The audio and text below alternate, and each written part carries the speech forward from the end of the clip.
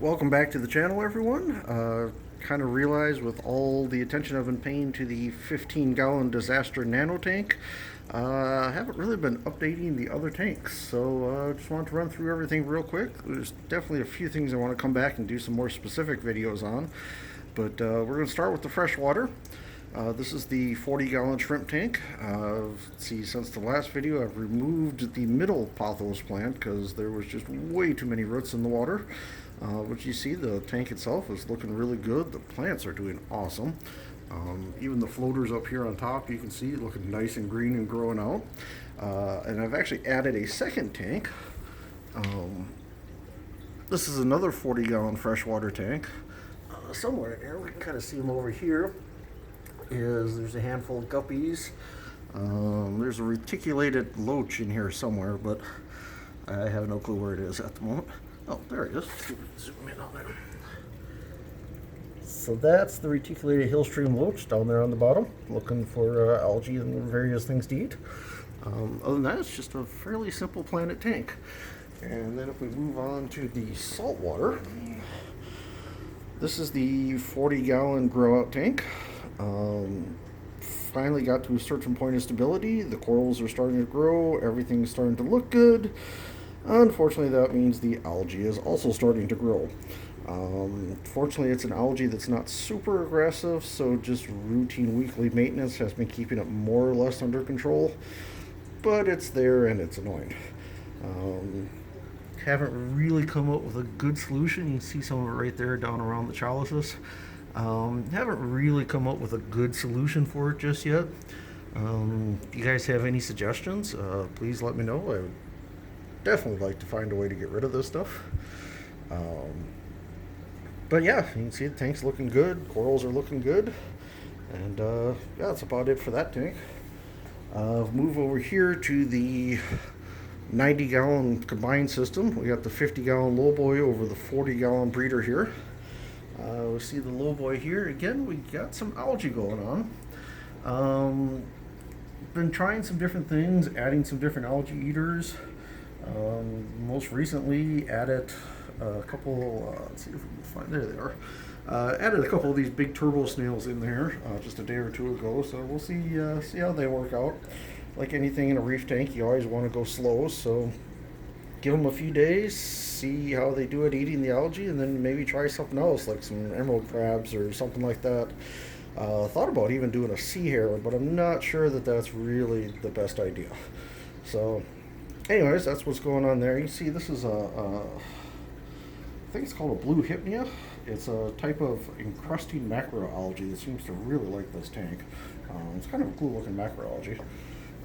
If we go down here to this tank, this is the 40 breeder that acts as the sump slash refugium for the 50-gallon. A couple noticeable things here. You see the zoanthids are really starting to take off.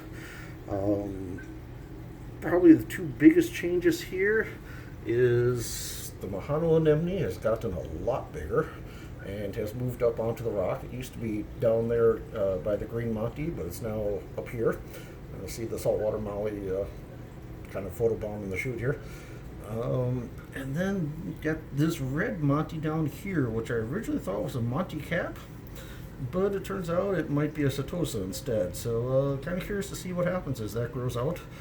It was kind of given to me. It was in really bad shape. It was dying. It's really come back quite a bit already. It's starting to look really good.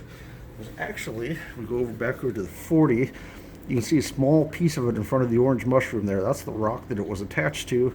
But when I was removing it from the bag, it broke off the rock and left a small piece of itself behind, which seems to be growing and doing well. So we're just going to leave it there and see what happens. See, here's the main piece down here. It's really colored up nicely. It was really pale, had very little flesh left on it. Really is making a nice comeback. I'm really happy about that. Let's see, then, one other thing, let's see if we can capture these guys. So the mollies decided to have babies. So there's about 8 or 9 of these little guys. There's another one over here, swimming around in the tank now. Everything seems to pretty much just ignore them, so I'm just leaving them in there for now. They've already grown considerably. They were probably not even a quarter of that size when they were first born. But they seem to be doing well. I had heard in the past that mollies can't reproduce in salt water, but that's obviously not true. So, maybe I'll do a video on these guys in the future and talk a little more about it. Then we move over to System 2. And System 2 is mostly up and running now. See, there's no lights on the upper tank yet. There's just a bunch of live rock in there, just kind of turning into live rock. It was dry rock. Down here in the bottom tank is Fang and Chomp.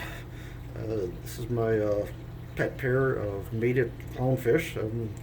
These were in one of my nano tanks at home up until about a week or two ago, and brought them in here. They seem to have decided that the main archway there is their new home. And you can kind of see this is actually a really simple setup for a sump slash refugium. See the filtration and everything, pumps, all that's over on the side.